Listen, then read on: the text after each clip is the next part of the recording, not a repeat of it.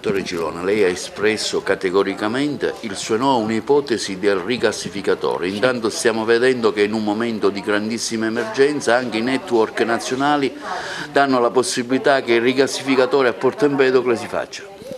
Innanzitutto il rigassificatore non è subito immediato per dare gas, quindi dovranno passare decine di anni e quindi non c'è l'urgenza che all'indomani noi potremmo approvvigionarci del gas.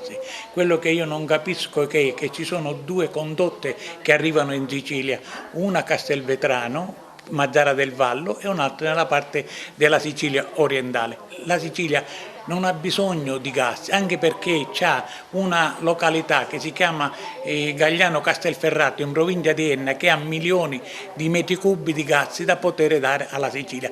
Il problema del gas serve soprattutto per le industrie del nord, quindi il rigassificatore deve andare al nord. Poi un'altra cosa, il futuro di questa città di Agrigento, di questa millenaria città, la più bella città dei mortali, trova la sua fonte nel turismo e nella cultura. Abbiamo la Scala dei Turchi, abbiamo il mare, abbiamo la Valle dei Templi, patrimonio dell'umanità.